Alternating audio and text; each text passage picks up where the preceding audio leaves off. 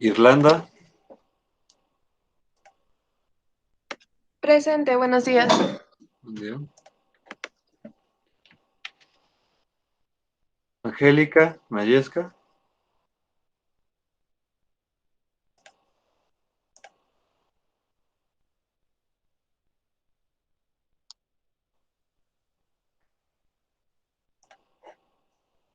Mariana Ávila,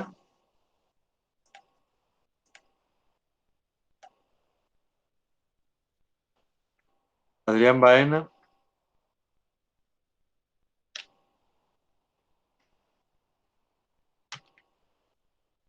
Citlali Beltrán, Presente.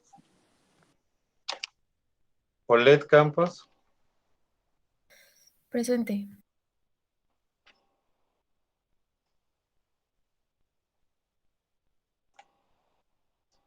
Leslie Cornejo, Presente. Zaida Presente. Odalis, Presente. Aranza, Presente. Jocelyn, Presente. Carla Paola, Presente. Uriel,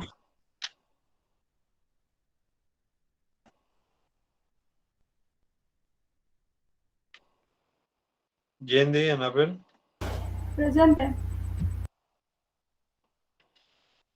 Sandra Paola, Fátima Alejandra,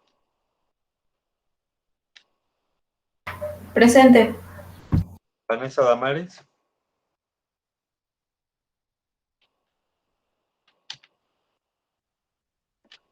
Zuleimi Carol, Presente.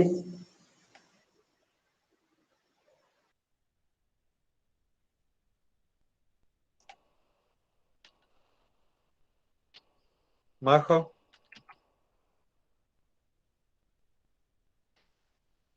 Yaxania,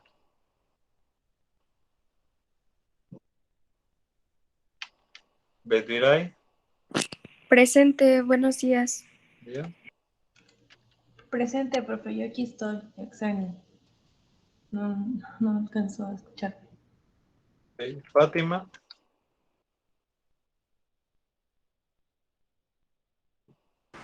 Presente, profe. Luna,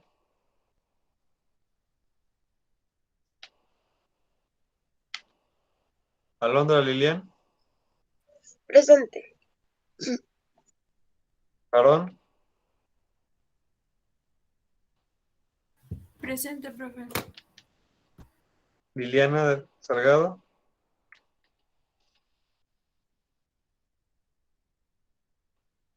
María Lisbeth,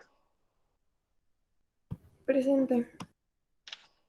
Leslie Marian, Presente. Mitzi,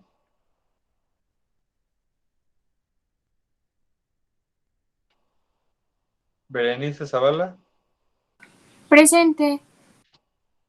Andrea Presente, profe. Busquets, Presente. Dulce Vilchis,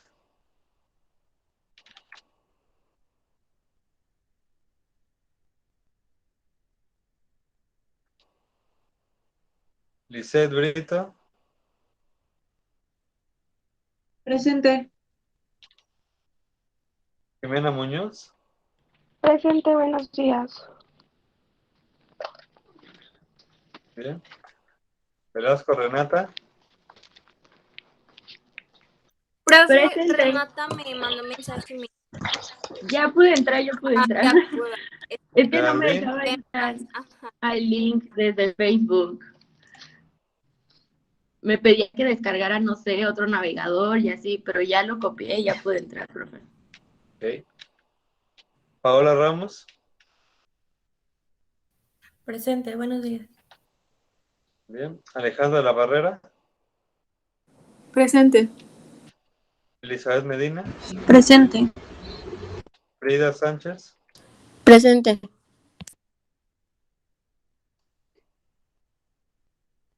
bueno, entonces iniciamos el día de hoy. Bueno, la semana pasada checamos un poco de la cultura griega, de algunas características, de modelos culturales de los mismos, es decir, esta parte de los griegos en general era la que estaba checando formalmente, de algunos aspectos culturales, de la parte mitológica y sí, algunos detalles principalmente, ¿no? Y principalmente en el ámbito de la sensibilidad, también habíamos checado un poco lo que era el poema de Paco Stanley con respecto al brindis del bohemio, es decir, esta formación clásica del individuo que anteriormente se centraba más en los valores, en la ética, en el desarrollo de otro tipo de habilidades intelectuales y sobre todo la sensibilidad que habíamos quedado, ¿no? En la parte de lo sensible, que también mucho de la estética tenía que ver con esto de las sensaciones, ¿no? Es decir, va a ser estético todo aquello que se centre principalmente en este ámbito de los sentidos culturales, en lo que podemos percibir, sentir. No necesariamente lo estético tiene que centrarse en lo bello, ¿no? Idealísticamente hablando, en el ideal, pensaríamos que todo lo bello tendría que ser estéticamente bonito, ¿no? Pero también mencionamos que estético va a ser todo aquello que nos genere algún tipo de sensación, emoción, tristeza, enojo, furia, tanto en las pinturas, en la música y demás, ¿no? Y les ponía como ejemplo las pinturas que ya hace varias semanas les había compartido, en ejemplo lo de Saturno devorando a sus hijos, que de otra forma es una pintura, si lo vemos, de tipo grotesca, de tipo intensa, pero que cumple su cometido, ¿no? Que al fin y al cabo te genera algo, ¿no? Repulsión, ira, coraje y demás, ¿no? Y que de una u otra forma las películas que les dejé ver la semana pasada, pues también tienen que ver con esto, ¿no? Alguna que otra parte que de una u otra forma se centra en este sentido, ¿no?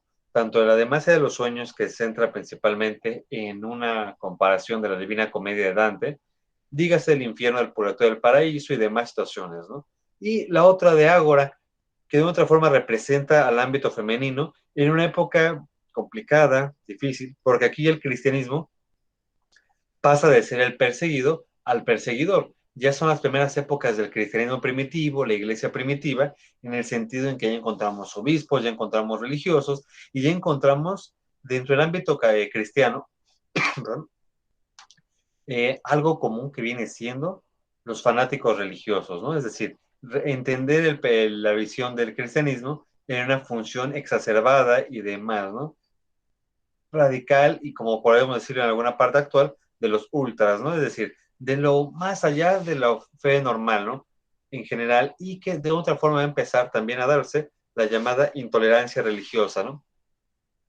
Y van, de aquí en adelante, el pensamiento histórico va a cambiar mucho con respecto a la estética, porque ahora la estética, los cánones de belleza, van a entrar de acuerdo a lo que la iglesia considere bello, bonito y demás, ¿no? ¿Por qué? Al fin y al cabo, centrar algo de ayer. Alejandra, Sí, ¿qué conmemoramos el día de ayer, Alejandra?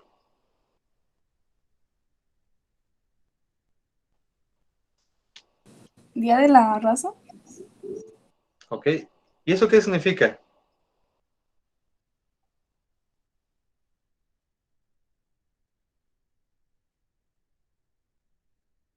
La unión. ¿Entre qué y qué, señorita?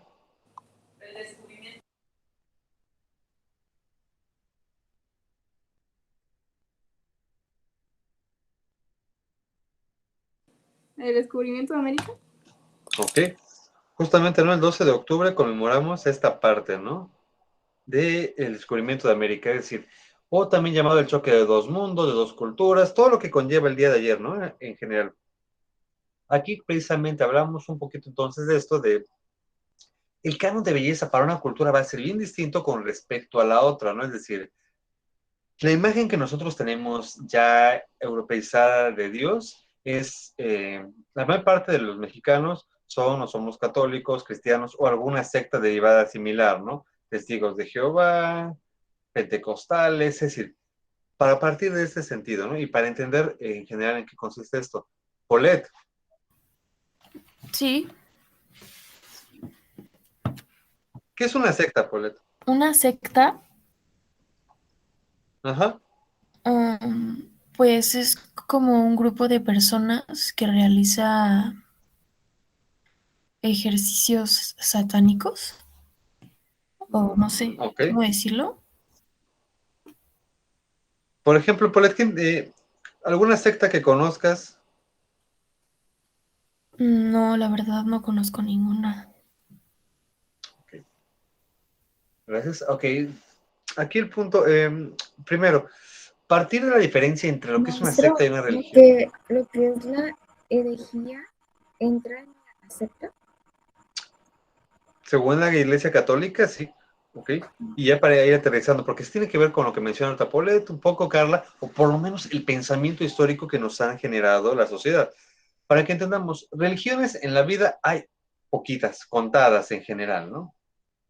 Y para entender, la definición de una secta es todo aquello que no es puro y que se deriva de otra religión, en general. Es decir, la secta va a venir siendo o es, digamos que el hijito o la consecuencia de una religión, una salida más, algo que toma. En general, las sectas son cosas que toman como base la religión la madre y le agregan cosas o le quitan cosas, pero que ya tienen una raíz anterior previamente. Es decir, religiones entonces en la vida vamos a encontrar muy poquitas. El judaísmo, el cristianismo y los musulmanes, el islam. Son principalmente estas las tres religiones más importantes del mundo. ¿Por qué? Porque no hay nada anterior a ellas, digamos que son puras, por así decirlo, ¿no? Tienen un libro sagrado en este caso y demás situaciones, ¿no? Para esta parte.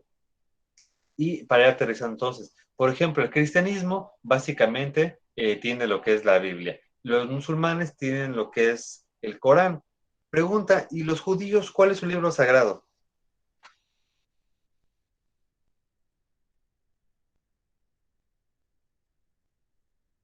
Porque judíos sí encontramos un montón regados por todo México en general, ¿no? En plazas comerciales, en la zona del DF, hay un montón de zonas o barrios judíos. Aquí el punto, ¿cuál es el libro sagrado del pueblo judío? Es en la Torá, ¿no? Exactamente, Salón. ¿Y sabes qué características tiene la Torah? Mm, ¿Qué lo diferencia, digamos, de la Biblia? Porque a veces entramos en el dilema si el judío y el cristiano son o somos lo mismo.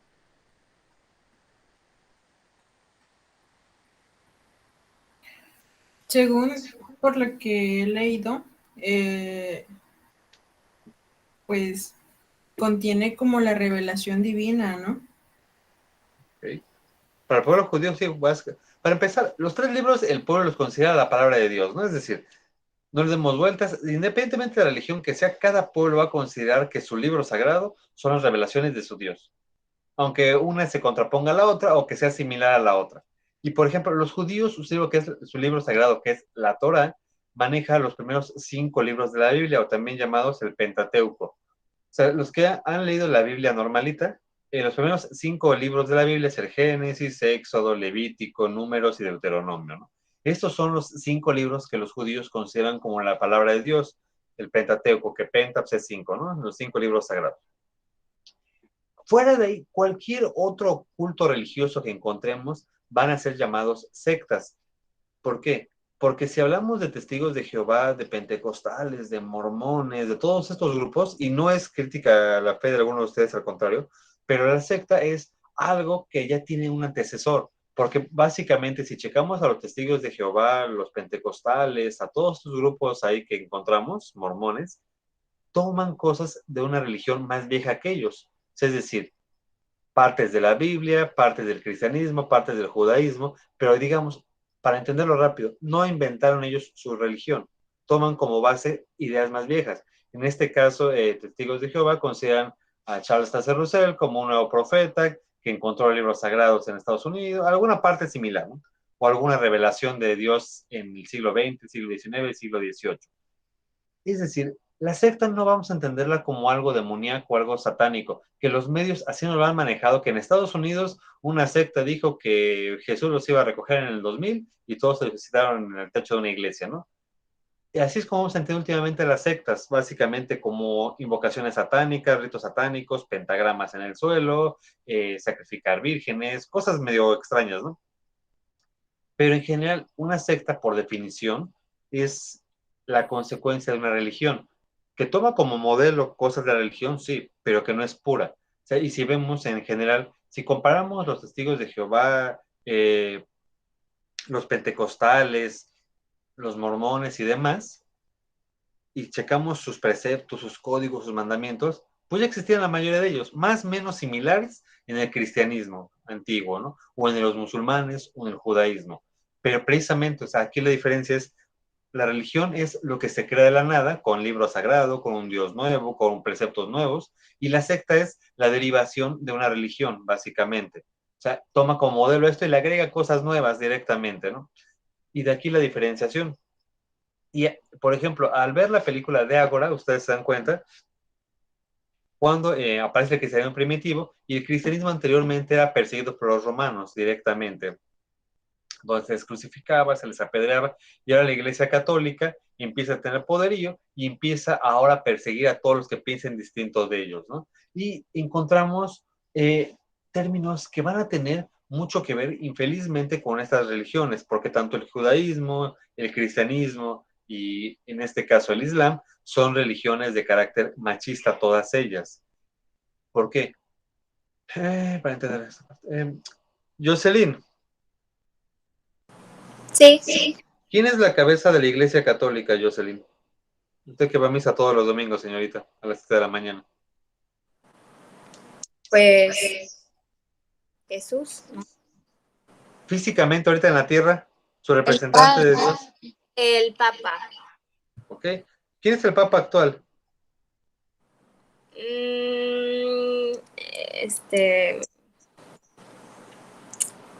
Ay, no me acuerdo de su nombre. Se llama Eso. Francisco, creo. El Papa Francisco. Exactamente, el que está actualmente en el pontificado es el Papa Francisco. Para entender, la Iglesia Católica es de las pocas instituciones en la historia que todavía sigue manteniendo su estructura similar a la de la Edad Media. Es decir, es de lo poco que nos ha quedado desde 1400, 1500, 1000, en general, inclusive desde antes, con el nombre directamente de tipo reyes, por así decirlo. En el caso de ahorita el Papa es Francisco, se acabó, no tiene número. O si lo viéramos como Francisco I. Si el siguiente Papa se pone Francisco, ya será Francisco II, ¿no? El de ahorita puede ser Francisco, Francisco I, como querramos dejarle. No necesariamente necesita llevar un número. Pero esta misma estructura se maneja desde la época de la Edad Media con los reyes. O sea, aquellos que vieron alguna vez historia ubicarán en Francia Luis XIII, Luis XIV, Luis XV, Luis XVI, es decir, esta parte de numeración, ¿no? Y podías llevar el nombre del papá o del abuelo o un nuevo nombre y con el número siguiente, ¿no? Es decir, no era necesario. Pero para pleno siglo XXI, solamente los papas y alguna que otra corte en Europa como Inglaterra, Dinamarca, todavía te manejan reyes, ¿no? Holanda, pero que ya son más reyes de adorno que reyes con poder, ¿no? La única figura estrictamente con poder desde la Edad Media al nivel intenso es el Papa, la cabeza de la iglesia, ¿no? Y para entender básicamente cómo va a ser esto, porque en la película de Ágora empiezan a verse los primeros obispos que ya con su traje, con distintas regiones, con distintas estructuras, ¿no? Pero al fin y al cabo, el punto de esto, ya pasaron, digamos, 2000 años de la venida de Jesús, y oficialmente en la historia católica solamente papas ha habido hombres, ¿no? Es decir, puros varones. Que si buscamos en la parte oculta de la iglesia que supuestamente hubo una papa mujer y demás, y se ocultó y demás, bueno, ya es otra parte de los asuntos oscuros de la iglesia cristiana católica, ¿no? Pero en general, para entender, tanto en el Islam como en el judaísmo, o sea, porque al fin y al cabo, en la iglesia judía, en la parte de aquí, la cabeza es un rabino también, ¿no? Encontramos obispos y volvemos a lo mismo, en el Islam también los principales preceptores son hombres todo el tiempo, ¿no? Es decir, y vamos a encontrar que desde que sale la iglesia católica se recrudece mucho esta parte, ¿no? Y aquí un término que se va a utilizar mucho desde el antiguo Egipto, con los obeliscos, con la Torre Eiffel en la actualidad, es lo siguiente, y lo pongo en el chat, que tiene que ver básicamente con la parte estética de las construcciones.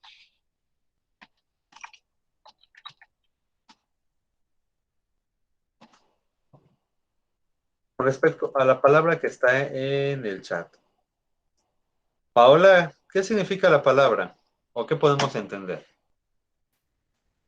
No tengo ni idea, profe. O sea, entiendo que es centrismo en que se enfoca en eso, pero no sé qué es falo. Ok. Irlanda.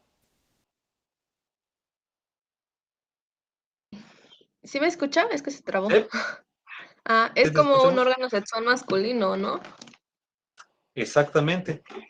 Básicamente en eso se centra, justamente, ¿no? Y dentro de esta parte que podemos encontrar, pues justamente, ¿no? Empieza una culturalización de que el hombre es lo máximo, del poderío masculino, de la parte de este sentido, ¿no?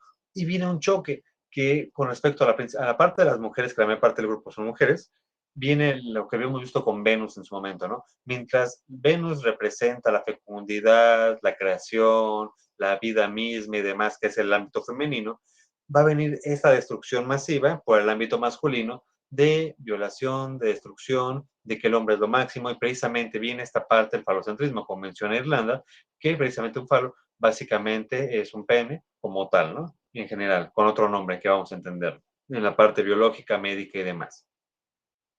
Y que de otra forma, precisamente, ahora todo va a girar alrededor de lo más importante, es el hombre.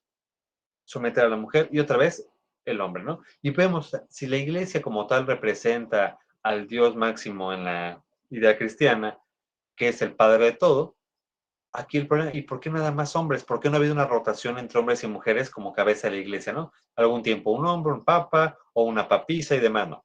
Aquí en las religiones que vamos a encontrar de Medio Oriente, judaísmo, cristianismo y musulmán, el islam, todas están pegaditas, están en los mismos países regados, lo que es Israel, lo que es Arabia, o sea, toda la región de Medio Oriente, ¿no?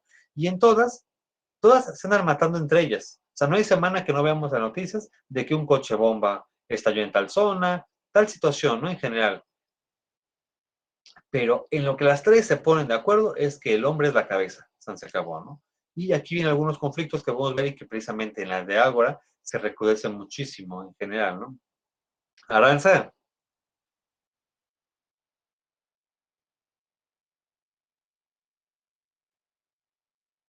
Aranza, manifiéstate.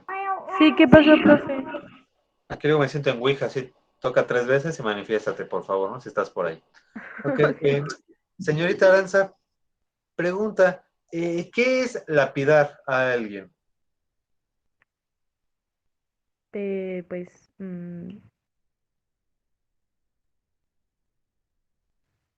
pues aventarle piedras, ¿no? A la persona, o pues Ok, desnudarla y aventarle piedras, algo así.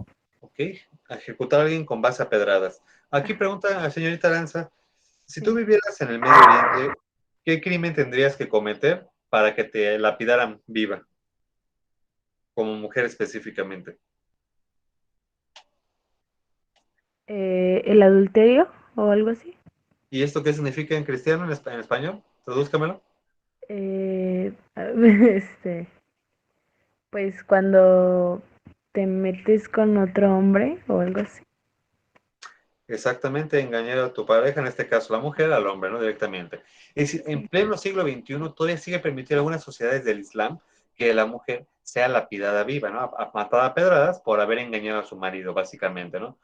Irónicamente, toda en la parte misma del Islam, y si checamos algunas partes de la Biblia que están muy de la mano, porque al fin y al cabo el Islam, en este caso la religión de los musulmanes, maneja palabras muy similares, ¿no? Aparece el arcángel Miguel, también ahí, o sea, hay cosas muy parecidas en las tres religiones. Pero curiosamente las tres religiones en alguna parte de su historia permitieron la parte de que el hombre tuviera varias mujeres, y hasta en la Biblia aparece ahí, ¿no? Que varios patriarcas de la iglesia tenían una, dos esposas y muchísimos hijos, ¿no? Pero no aparece en ningún lado que una mujer pueda tener muchos esposos, ahí estaba mal visto esta parte, ¿no? Y para ir entendiendo conceptos de la época antigua, ¿no? Porque precisamente no se permite entender los cánones de estética, qué consideraban bello, qué consideraban hermoso, ¿no? Directamente. Principalmente estas religiones van a considerar mucho que las esculturas básicamente, o sea, todo este pensamiento va a pasar al Renacimiento y a la Edad Griega, principalmente, en que en el Renacimiento las principales esculturas son de hombres, ¿no? Directamente, de Moisés, del David, de figuras masculinas. Y si alguien busca esculpir a una mujer, tienen que ser vírgenes, o sea, la Virgen María, ¿no? No vamos a encontrar una escultura de una mujer desnuda, que dijeras, es alguien del pueblo, ¿no? O es la reina, o es alguien de la comunidad, no. O sea, esa parte no. Si vas a esculpir mujeres, tiene que ser la Virgen, o pasajes de la iglesia. Se acabó, ¿no? Y de ahí el canon estético de este momento, ¿no? Que vamos a ver más adelante, que va a empezar con los griegos.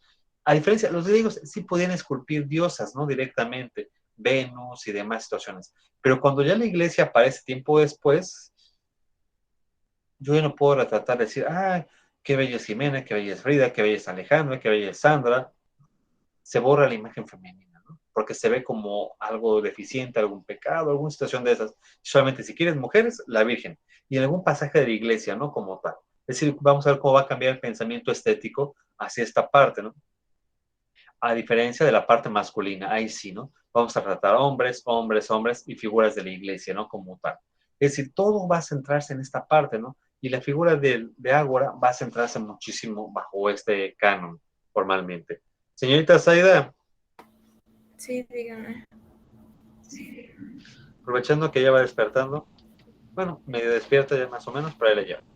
Señorita Zaida, pregunta, ¿qué impresiones te generó la película de Ágora? Lo que es la figura de Hipatia en general, o sea, una mujer que básicamente está adelantada a su momento, feliz o infelizmente, toca una sociedad bastante crítica, tanto la figura femenina como lo que pasa ya en un cristianismo primitivo y con el conocimiento en general. No sé si has visto la película antes, Aida. No, no lo había visto antes.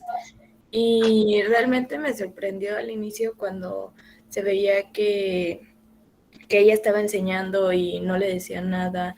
Y, o sea, porque sí dije así como de, va a ser algo como muy machista, ¿no?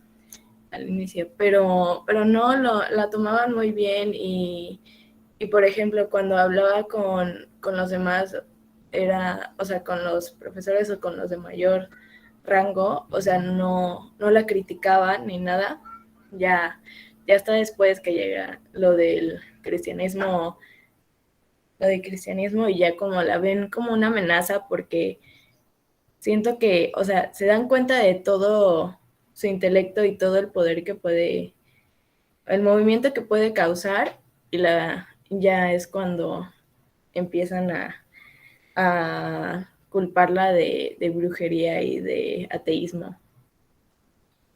O sea, busca como una forma de deshacerse de ella.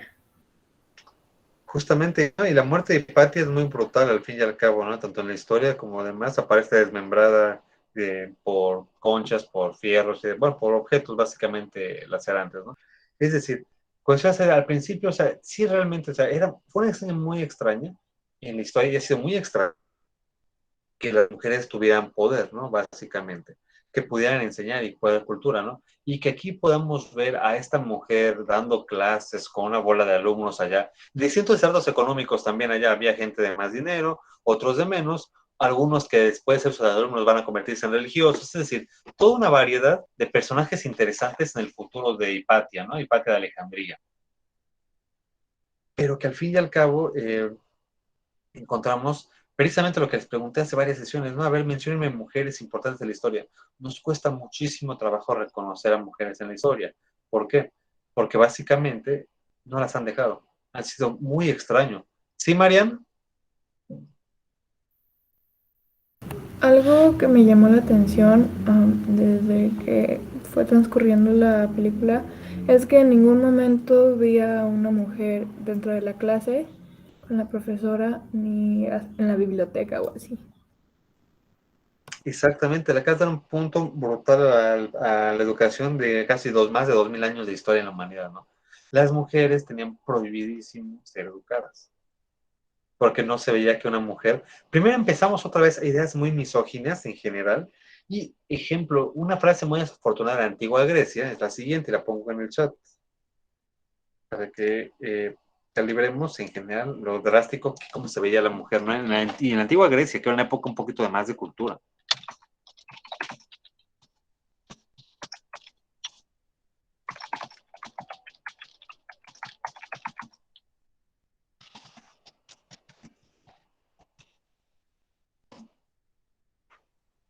Era una frase que se manejó mucho en la antigua Grecia.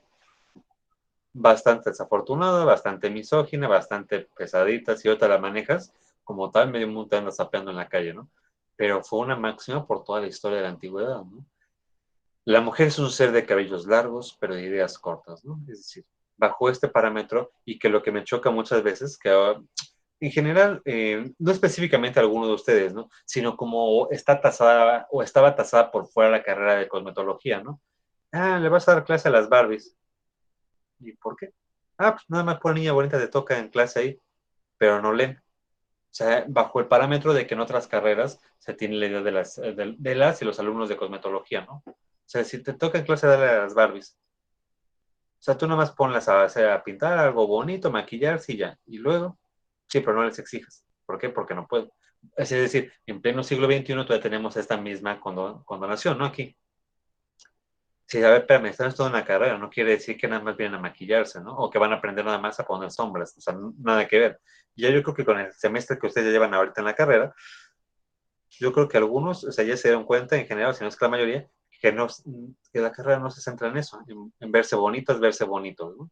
Sino que hay detrás un trasfondo cultural de acción y demás, ¿no? Pero precisamente, o sea, si en pleno siglo XXI todavía seguimos pensando esto, en la época de Hipatia o en otras épocas, pues esta máxima era una constante, ¿no? En general, directamente. Y bajo este parámetro, justamente, ¿no?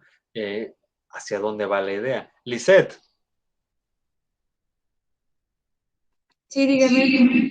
Con respecto a lo que es la frase que acabo de poner del chat de la antigua Grecia y de lo que viste de la película de Ágora y de lo que llevas ahorita de tu ahorita formación profesional de unos meses para acá, de agosto para acá, ¿cuál es tu sentir o pensar con respecto a ello, como mujer, básicamente?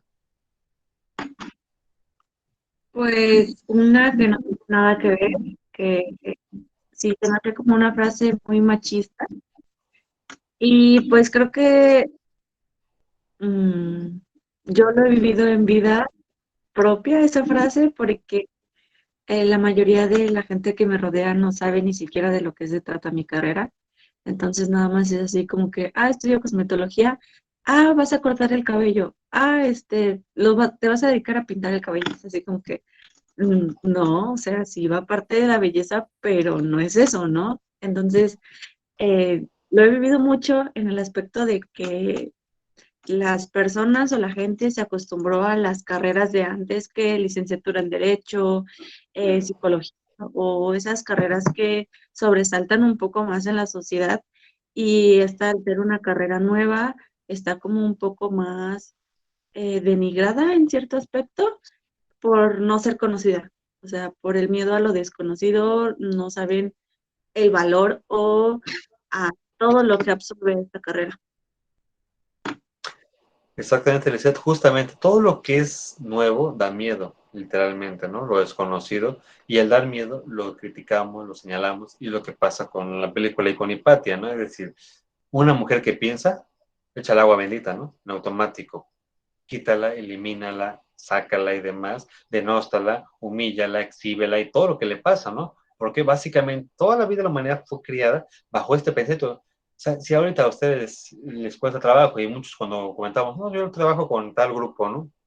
En serio. O sea, porque precisamente si hasta a mi lado en general recibo críticas y de veras, y sí leen, o sea, porque para los que me conocen se sabe que trabajo con libros comúnmente, con lectura, con conocimiento, con cultura, y si sí de veras, sí, sí, y el grupo en general, o sea, no puede ser tanto los hombres que están ahí como las mujeres, están trabajando, están leyendo, están haciendo, están... Obviamente, o sea, a muchos quizás les costó trabajo al principio porque no estamos acostumbrados a esto, ¿no? Pero no han desentonado como grupo hasta la fecha, ya se los dije la semana pasada, ¿no? Y lo están sacando adelante, y están buscando, y están tratando, precisamente porque fue el discurso de la primera clase, que tienen que mejorar su ambiente cultural, su lenguaje, su léxico, su conocimiento, y la prueba es que aquí está, ¿no? Ahí están sus videos, leyeron el primer librito en general, y les generó situaciones, sentimiento, se espejearon varios de ustedes, y está padre, ¿no? O sea, está interesante, y sí lo recomendaría. Entonces, y eso rompe el modelo de que no es la clásica alumnita, o sea, no es Lisette, nada más pintando el cabello, poniendo uñas, ¿no? O sea, ¿y a poco Lisette? Entonces, tienes que leer Lisette, si además vas a poner uñas, no tiene que ver por ahí. Si además vas a pintar el cabello, tampoco tiene que ver por ahí, ¿no? Pues es una pequeña parte de la estética, pero es una mínima parte de lo que conlleva la carrera, ¿no? Al fin y al cabo. O sea, básicamente. Y precisamente, o sea, en esta película de Avar tiene mucho que ver con ustedes, precisamente en esto, porque romper moldes, romper paradigmas directamente, ¿no? Romper y hacer cosas distintas, ¿no? Porque precisamente, o sea, bajo, como dice Lizeth, el desconocimiento de los demás, ¿y esa carrera de qué? ¿De qué trata? ¿A poco es carrera? Sí, sí es carrera, ¿no? Y estudio y me voy a llevar una cédula profesional al final de cuentas, ¿no? Es decir, porque al fin y al cabo, o sea, estoy haciendo cosas.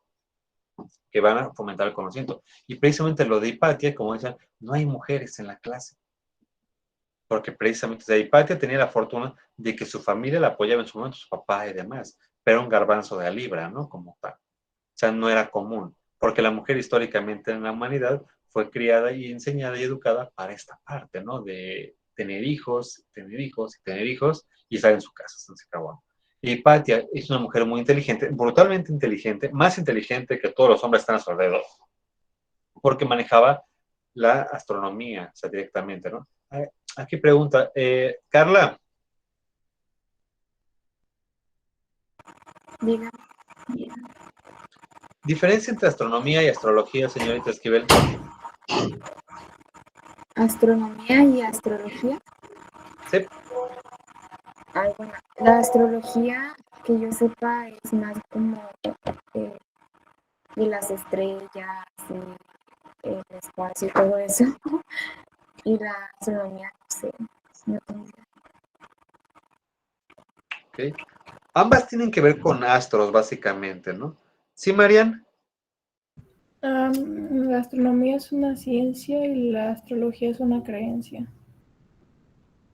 Justamente, ¿no? En esta parte. Y las dos tienen que ver con los astros, como decía Marian y Carla, ¿no? Pero, por ejemplo, es muy distinto un astrónomo que un astrólogo, ¿no? Es decir, el astrónomo aquel que ve, como lo de Hipatia, ¿no? El movimiento de los astros, trayectorias, órbitas, lunas, es decir, el movimiento básicamente, ¿no? Y el astrólogo es que yo me pongo a decir, bueno, en este caso, yo es el Ines Piscis, y como está en el ascendente de Piscis con la casa de Cáncer, su día va a ser así y así. Es esta interpretación, ¿no? Pero no es científico, básicamente, ¿no? Este es el astrólogo. O sea, los que vemos en los programas de tele, Piscis. Tu día, el día de hoy, va a ser de estas características, Cáncer, ¿no? Cuídate de eso. Esa es la astrología. Y el astrónomo es aquel que estudia los astros directamente, ¿no? Formal. Es decir, entonces, Hipatia te demuestra un nivel cultural bastante alto en general, porque precisamente ya empieza a manejar lo que para el momento era para quemar la viva en el sentido de que la Tierra es la que se mueve, el Sol está quieto, que empieza a hacer sus pruebas en la arena, con las órbitas, y el experimento que empieza a ser ahí, ¿no? Que los demás, no, hasta los alumnos no maestra de Persia, ¿no? Eso está muy, muy jalado de los pelos directamente, muy fuera del lugar, ¿no? Y no, ella va a marcar las pautas precisamente de lo que ahorita consideramos que es real, ¿no? Las órbitas de los planetas. Es decir, esta película de Ágora, feliz o infelizmente, o sea, no fue muy mediática en su momento. O sea, sí es famosa dentro del ámbito educativo, ¿no? O sea, realmente para dar clases, para la ciencia, para renovar el rol femenino, que realmente hay mujeres en la historia y las ha habido importantes y demás. Pero, o sea, si ustedes la buscaban en Hollywood, en el cine, así de 5 estrellas, 3 semanas, 4 semanas en cartelera, pues obviamente no. O sea, no es de este estilo de películas, ¿no? Que va a estar buscado, ¿no? Y precisamente, o sea, al fin y al cabo, como la mayor parte de ustedes como mujeres, algo tendría que generarles, ¿no? Es decir, o sea, desde la antigüedad, una mujer importante y pesada, y, por ejemplo, ¿no? Platicando con Sara en algún momento, ¿no? Esta parte, la biblioteca de Alejandría es de las bibliotecas, o fue de las bibliotecas más bien, más importantes en la historia de la humanidad, ¿no? Es decir, el mayor nivel de conocimiento en la antigüedad estaba en esta biblioteca, junto con la de Pérgamo y otras bibliotecas en la antigüedad, ¿no? Pero lo que ves tú al final de que es la destrucción de una biblioteca, un centro de conocimientos, aquel que pugna por el conocimiento y los que nos encanta el papelito y el librito, sí es una afrenta, ¿no? A la cultura, que es una biblioteca, que, esto no sirve, ¿no? Y la parte de los musulmanes radicales lo manejan así directamente. Y retomo. Alondra,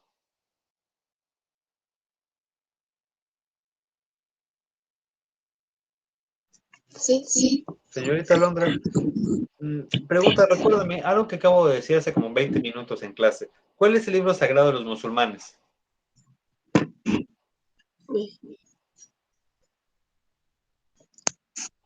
Espera. Me agarré en curva. No recuerdo. No recuerdo. El Corán. El Corán. Exactamente lo que es el Corán, ¿no? Este libro sagrado del Corán. Y, por ejemplo, si alguien ve las noticias en los últimos 2 años, en países de Medio Oriente, Irak, Irán, los talibanes, la parte musulmana radical, ha destruido muchos museos y muchos libros sagrados de ahí, porque en los musulmanes más radicales, no quiere decir que todo el musulmán está loco, en general, Pero los más radicales, como también en el catolicismo hay gente muy radical y como cualquier religión que se malviajan, destruyen estos lugares o libros sagrados. Por ejemplo, si yo agarro cualquier libro que traiga a la mano, el musulmán radical lo puede destruir, porque básicamente ellos manejan un precepto. El libro más importante del mundo es el Corán. No puede haber otro. Porque quizás ese otro libro contradiga lo que dice Alá. Alá es Dios para los musulmanes, así lo manejan, Alá. Y a ver, yo agarro, por ejemplo, no sé, un libro de historia que traigo aquí en la mano, ¿no? Y, ok, ese libro contradice lo del Corán, que es otro libro. No, pues que sí, hay que destruir este libro entonces, porque es cosa del diablo casi, ¿no? Malo, lo destruyes. Pero si yo agarro mi libro y dice, no, también este habla sobre el Corán, le dice cosas buenas del Corán, hay que destruirlo. ¿Pero por qué si habla bien del Corán? Sí, pero ya tenemos el Corán, y es más importante de todos modos. De que pierdes, pierdes, ¿no? Si está en contra del Corán, malo, hay que destruirlo. Si está a favor del Corán, malo. ¿Por qué tienes el Corán? Es más importante, ¿no? Y hay que entonces destruir toda esta parte de literatura, de obras y demás, ¿no? Y el cristianismo también empezó a manejar mucho esto en el inicio, ¿no? Estos libros que manejaban los originales de Platón, diálogos de Sócrates, un montón de cosas que maneja la Alejandría, ¿no? Hay que destruirlos, ¿no? Porque son cosas, blasfemias, herejías, cosas distintas. ¿Sí, Bere? De hecho, muchos dicen que en el Vaticano es en donde se encuentra pues la mayor parte del conocimiento sobre la ciencia, pero está como prohibido porque contradicen, bueno, realmente la ciencia a veces contradice lo que es la teoría de la creación. Entonces, yo creo que es por eso, porque contradice mucho a lo que dice, pues quizá la Biblia, al darnos conocimiento sobre eso, y es lo que no quieren de alguna manera que sepamos. Justamente la Biblioteca Vaticana es de las bibliotecas mejor armadas en el mundo, porque no nada más tiene cosas de la religión católica, tiene todas las partes del mundo originales. O sea, para que tú accedas a la Biblioteca Vaticana como laico, o sea, como persona no religiosa, vaya, es complicadísimo, necesitas casi la bendición de San Pedro, literalmente, para que te dejen pasar, ¿no? Es porque es brutalmente complicado, porque hay originales que nada más puedes checar con pincitas atrás de cristales, en hojas blindadas casi, o sea, y precisamente muchos son cosas de todas las culturas del mundo originales de la antigua Grecia y que no los puedes sacar porque si les pega el oxígeno literalmente se destruyen por la oxidación y demás, ¿no? Y muchos obviamente contradicen la parte de ahí, porque por ejemplo, ya después pasaremos a lo que es la parte de la Edad Media, pero para entender una palabra como tal, Bedviray, Mande, profe. Bedviray, ¿qué es apócrifo? ¿Qué pasó? Aparte del mande, evite el mande. Apócrifo. Apócrifo. Ay, no sé, profe. Lo pongo en el chat. Ya lo puse en el chat. Según Wikipedia, Bedviray o Rincón del Vago, donde lo quiera buscar, ¿qué significa esto?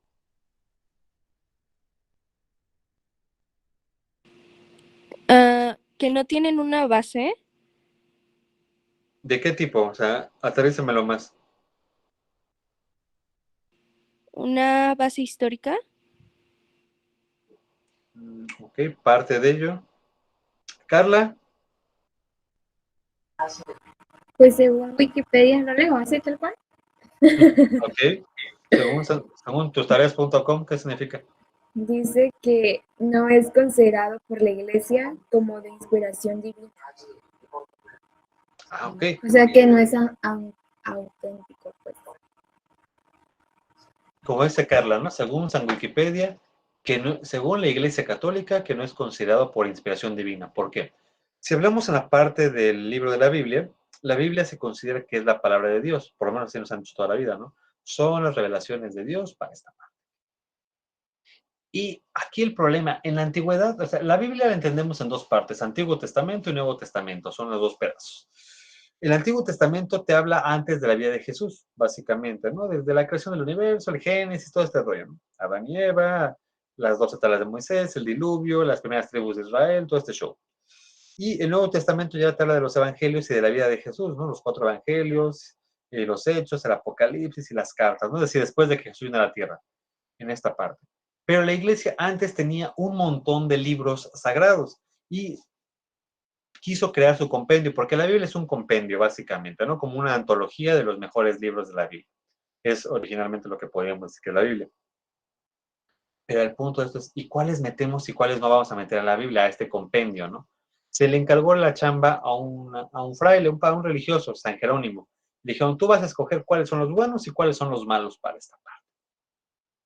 Él empezó a sacar libros, meter algunos y demás. Por eso, si ustedes comparan la Biblia de los Testigos de Jehová con la católica, no son iguales. Hay libros que tienen unos y otros que tienen otros, ¿no? Porque los testigos no consideran unos y demás, ¿no? Quita algunos de Ruth, Noemí y otros. Y bueno, bajo este parámetro entonces, muchos libros se van a quedar fuera de esos, porque según la iglesia consideró que estos no estaban inspirados en la palabra de Dios. Estos son los libros apócrifos. Y evangelios nada más tenemos 4, Mateo, Marcos, Lucas y Juan. Pero hay un montón de otros evangelios, el evangelio de San Pedro, de la María Magdalena, de Judas Iscariotes, hay un montón de evangelios, ¿no? Distintos. Pero estos se les considera como los evangelios apócrifos, porque no son los que la iglesia, como dice Carla, no son, según por la iglesia en algún momento, no son de inspiración divina. Punto. Porque son los evangelios que hablan más de la vida de un Jesús hombre, de un Jesús mortal, no un Jesús santo como tal, ¿no? Algunos te hablan que si tuvo familia, que si tuvo hijos, que si no murió, que si se fue a otras partes del mundo, a Cachemira y demás situaciones, ¿no? Pero precisamente entonces, bajo estos parámetros, la iglesia se tiende a ser muy cerrada y generar varios tipos de situaciones, ¿no? En general, porque precisamente cualquier persona que hablara en contra de las Sagradas Escrituras de la Biblia, le pasaba lo de Hipatia, ¿no? En la Biblia no dice en ningún lado que la mujer tiene que pensar, ¿no? Sino que simplemente está como compañera de Jesús, del hombre, formalmente, ¿no? Y de aquí empieza toda esta radicalización y empiezan básicamente los miedos en esta situación, ¿no? Y aquí el punto directamente, ¿no? La humanidad subsistimos con base a los miedos, ¿no? Al temor, porque básicamente la iglesia es lo que te ha enseñado. Si te portas mal, Dios te va a castigar, ¿no? Por lo menos en la época de las abuelitas así era muy común, directamente, ¿no? Bajo un Dios castigador, malo, cruel y demás, ¿no? Porque así fue educada la gente. Y en alusión a esta parte de la estética, ¿no? La estética, volvamos a lo mismo, nos va a generar y emociones todo el tiempo. Si no, no es estético. Por ejemplo, una situación que acaba de pasar el día, hace como 2 días. Carla.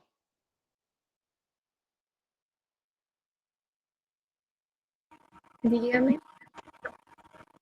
En tu ilustre comunidad acapulqueña acaban de poner una escultura hace como unos 2, 3 días y que generó mucho show. ¿De quién fue la estatua? Que hasta tus paisanos acapulqueños se pusieron grito en el cielo. ¿De quién fue la estatua? Que ni se parece a la estatua para acabar la 4. Estatua. Estatua, escultura, figura de persona. Eugenio Derbez. Exactamente. Pusieron una estatua en Acapulco de Eugenio Derbez. ¿Cómo así? Yo vivo aquí, bueno, es que ni siquiera salgo, la verdad, no salgo de mi casa. Una vez estás afuera de tu calle y ni te has enterado todavía ahí en la esquina. Literal, o sea, me la paso pues encerrada en mi casa, no es de que salgo y así, por eso no sabía nada. Carla de su casa a la misa y de su misa a su casa nada más, no ha visto la escultura de Hernán. Ajá, exacto. No, de la clase a mi cuarto, del cuarto al baño. Así. Excelente, está muy bien. Y de ahí al Panavés. Es que estamos en un crucero, profe.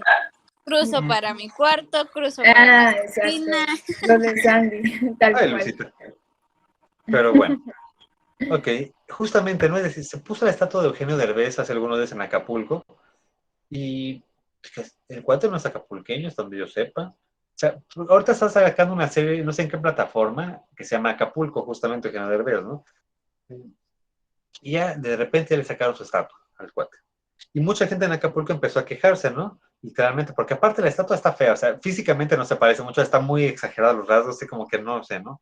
Y precisamente, o sea, en la parte estética, al fin y al cabo, el hecho que te genere coraje, molestia a la gente de que este cuate no ha hecho nada por Acapulco y demás, porque en Acapulco sí encontramos una estatua de Miguel Alemán, formalmente en la zona de Princes, sí hay una estatua de Miguel Alemán de aquel lado, ¿no? Porque el cuate sí, en su momento, puso Acapulco en el mapa en el sentido de que antes de Miguel Alemán, Acapulco era un pueblo de pescadores, se acabó, no había absolutamente nada en los 30. ¿Pero ¿no? en dónde está la estatua?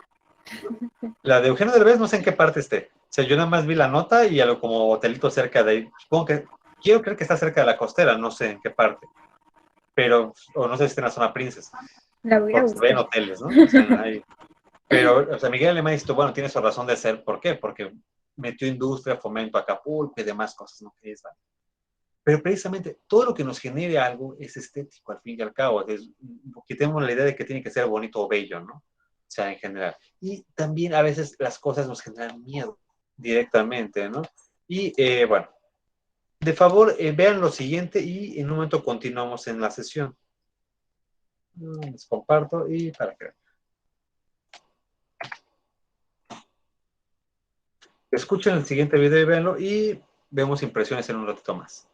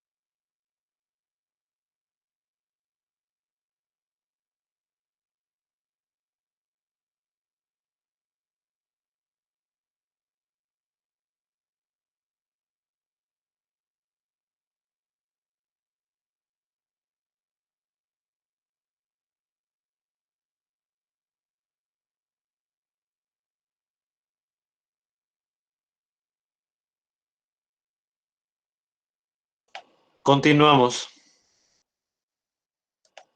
Ok, bueno. En general, bueno, parte de la reflexión del momento, de situaciones, la idea es que todo lo que se vea, se escuche, se comparta, en general podemos vincularlo o aterrizarlo a lo que se está haciendo directamente, ¿no? Principalmente en el ámbito de fomento de la cultura, del diálogo, del análisis. Y bueno, si bien hablamos de la estética, volvemos a lo mismo de que debe de generarte algo, debes de sentir algo, debes de trabajar algo todo el tiempo, si no carece de sentido. Y el audio que acaban de bueno, el video que acaban de ver y escuchar de Eduardo Galeano, Galeano murió hace poquitos años, este señor que estaba en el video.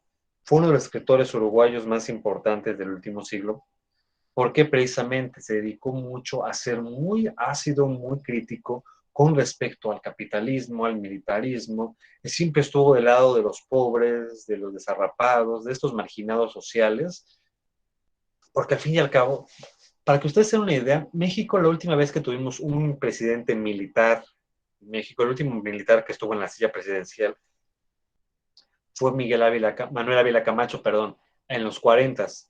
Es decir, desde los 40s que México ya no tiene ningún militar de presidente. Pero no así todo Sudamérica. Sudamérica en la época de los 60, 70 tuvo un montón de militares como presidentes impuestos por Estados Unidos, todos ellos. Si en México ya había progresado a la parte de los civiles, abogados, ingenieros, con todo lo que fueran, tuvo México. Pero ya no tuvimos militares desde los 40s. Habíamos tenido la Revolución Mexicana y México ya entraba en un proceso de más o menos tranquilidad.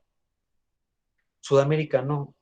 Le tocan un montón de militares, de represiones, de personajes perseguidos directamente, ¿no? En general, por ejemplo, para que sea una idea, ahorita a ustedes yo creo que les ha tocado mucho ver lo de Ayotzinapa, ¿no? Desde hace algunos años, las manifestaciones, en la parte de vivos se los llevaron, vivos los queremos, ¿no? Es decir, toda esta parte, ¿no? Que cada año en septiembre volvemos a ver la misma marcha y que parece que nunca se va a saber exactamente a ciencia cierta qué pasó.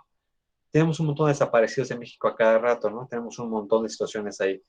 Pero para que nos den una idea, en Argentina hay una plaza, la Plaza de Mayo, que tiene mujeres desde los 60s ahí, de desaparecidos. Y ves a señoras con sus cazuelas exigiendo desde los 60s, ya muchas se hicieron abuelas ahí, ancianas, porque llevan toda su vida ahí todos los días manifestándose exigiendo que aparezcan los desaparecidos de Argentina, ¿no? Porque los gobiernos de los que habla Galeano en el video, justamente eso hacían, desaparecían. Hagan de cuenta el 68 en México, pero a cada rato en Argentina, en Uruguay y en Chile, ¿no? Una vez, otra vez, con obreros, con hijos, con estudiantes, varias estaciones, ¿no? Y precisamente parte de lo que habla el video, ¿no? El miedo manda en general bajo este parámetro o esta situación que analizamos directamente, ¿no? Con respecto a lo que viene siendo esta parte. El miedo como agente rector formalmente, ¿no? Dentro de lo que estamos hablando. Renata. Mande, profe. ¿Qué impresiones te genera el video, Renata? Miedo. ¿Por qué? Habla bien, tenebroso ese señor. Aparte de lo que te dice, ¿no? Que el que hace una cosa le pasa esto, al que hace otra le pasa esto. Justamente, ¿no? Es decir, primero el tono es un tanto, precisamente el tono de Galeano es muy sombrío, porque precisamente, ¿no? O sea, el señor tiende a ser un tanto ácido, mordaz, en esta parte, ¿no? De decir, y bueno, si Renata no tiene trabajo, tiene miedo de no encontrar trabajo. Y si tiene trabajo, Renata tiene miedo de que lo va a perder en cualquier momento, ¿no? Es decir, siempre estamos lo que hace Galeano es una crítica, precisamente, a nuestras insatisfacciones como personas, ¿no? Siempre estamos preocupados por todo y por todo. Si tienes, mal. Si no tienes, también mal. Es decir, ¿y en qué momento empieza a disfrutar las cosas, ¿no? Es decir, precisamente por el bombardeo de los medios, ¿no? Directamente. Si no amas, te quedarás solo. Y si amas, te darás sida, ¿no? Porque en la época precisamente, ustedes obviamente están muy jóvenes, pero en los 80s fue una cadena brutal, demencial, de lo que era el SIDA, ¿no? 80s y 90s. Y que empiezan todos los tabúes y demás, y que sí se creó en laboratorios, y que sí es de los monos verdes, y que sí es una enfermedad privativa de homosexuales, Es decir, un montón de situaciones, ¿no? Y de que no tosas porque vas a contagiar a alguien de SIDA, nada más, o sea, es decir, una hecatombe brutal, ¿no? En esta parte, directamente. Porque precisamente, socialmente, es como nos han educado, con base al miedo, ¿no? Directamente, ¿no? A esta represión y demás, a no hacer, no decir, no expresarte, porque si dices, si criticas la clase del maestro, te van a reprobar. Si no haces, también te van a hacer, es decir, bajo esta parte, ¿no? Pero nunca viene la parte de que tú analices, de que tú pienses y demás, ¿no? Y para vincularlo con lo de la otra película, formalmente. Eh, Leslie Cornejo, Sí, profe. ¿viste la otra película de Más allá de los sueños? Ajá. Ok, Les. eh, Dentro de la visión que podemos encontrar, ¿cuál es el peor pecado que tú puedes cometer? Respecto a lo que pasó en la película, Ujú. o Y dentro sea, de la Iglesia Católica misma, ¿cuál es el peor pecado que podrías cometer? el suicidio, ¿no? ¿Por qué? Porque, bueno, es como lo manejaban ahí en la película, que, por así decirlo, como la muchacha se suicidó, era como que, pues no tenía ahora sí como el perdón de Dios, no sé, algo así, y por ello, pues, se iba al inframundo. Ok. Justamente, ¿no? El peor pecado que podemos cometer dentro del pensamiento judeocristiano católico es el suicidio. ¿Por qué? Porque estás atentando contra tu vida misma y bajo lo que han entendido todos los que sabemos ahí en esta parte, el único que te puede quitar la vida y decir hasta aquí fue Dios, o sea, no tú. O sea, porque básicamente la vida no es tuya, no te pertenece. Tu vida, aunque es tu vida, no te pertenece, no es tuya. Bajo lo que oíamos antes de las abuelitas, tienes la vida prestada, ¿no? Es decir, porque de ahí vienen estos preceptos justamente, ¿no? No todo lo de las abuelitas está como que descargado, ¿no? Tiene mucha sabiduría en general.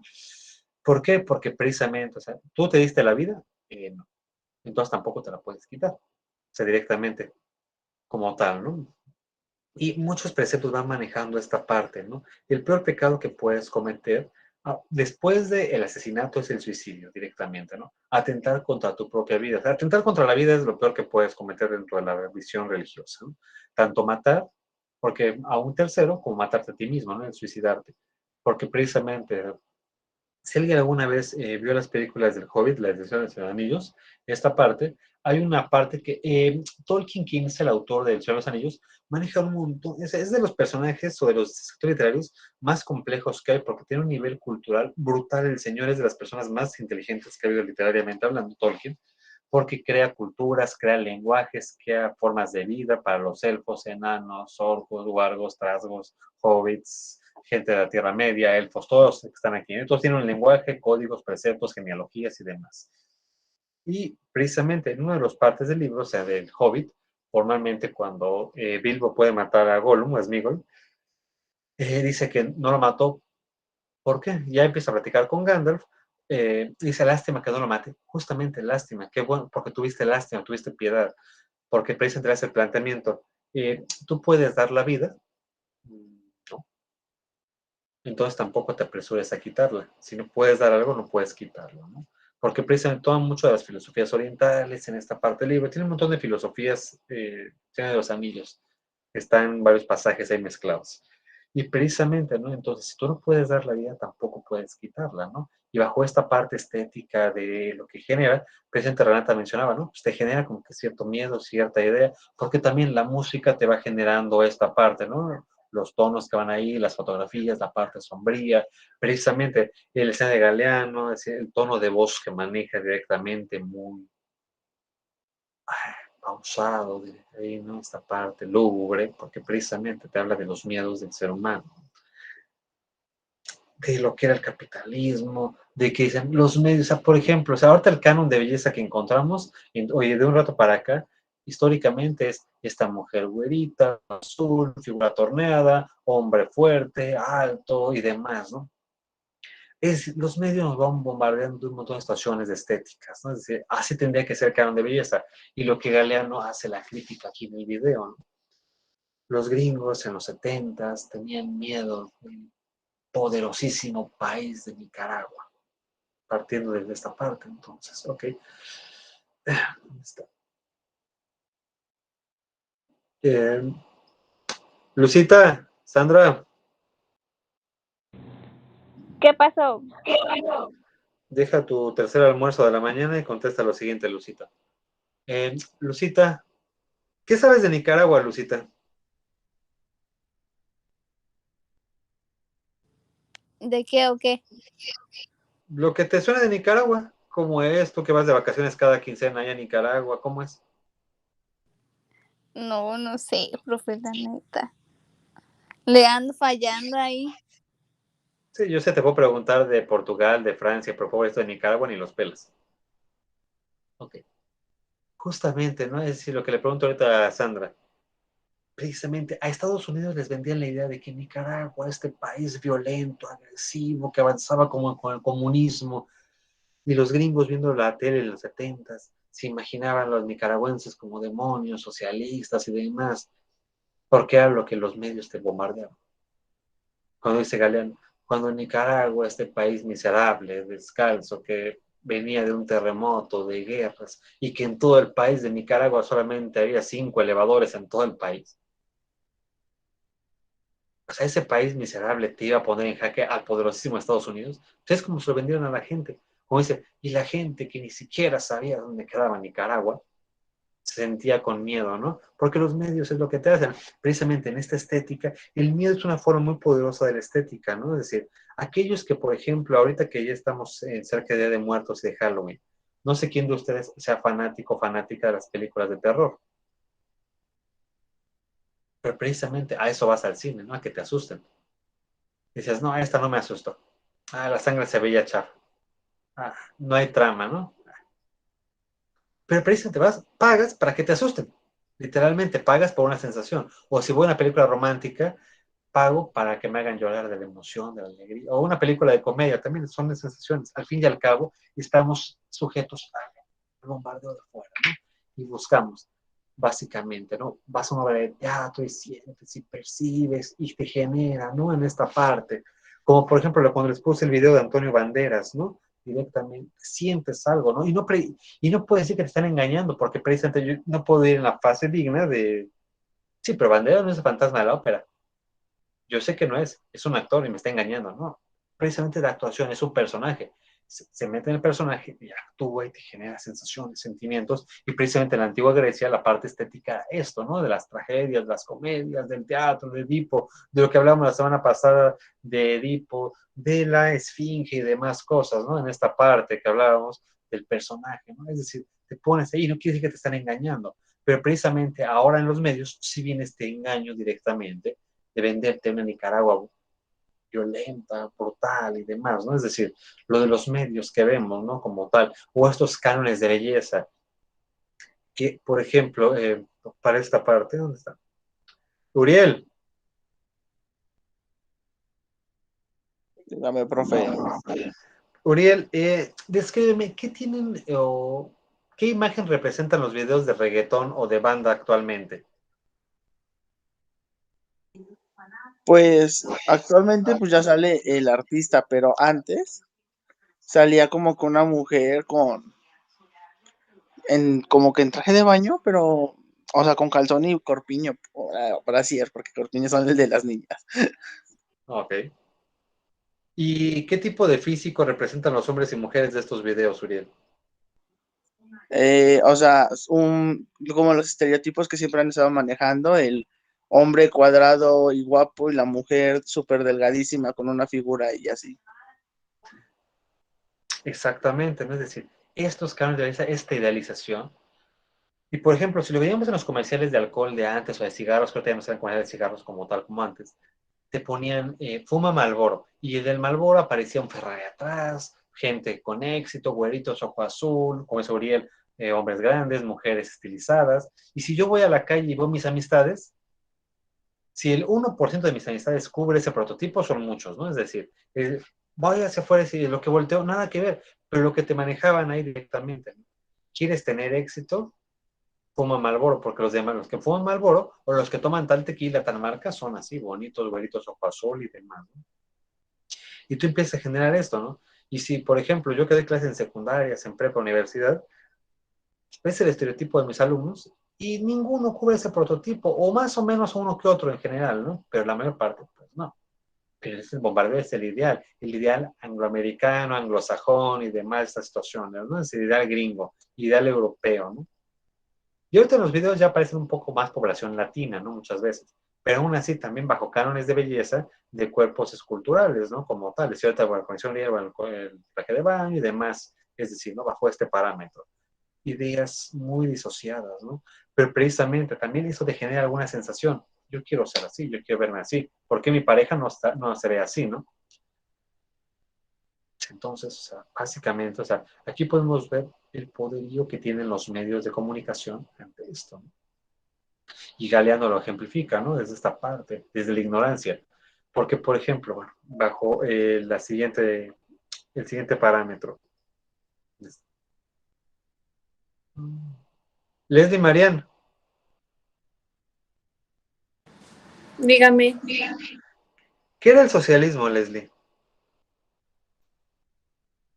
¿El qué, perdón? Socialismo.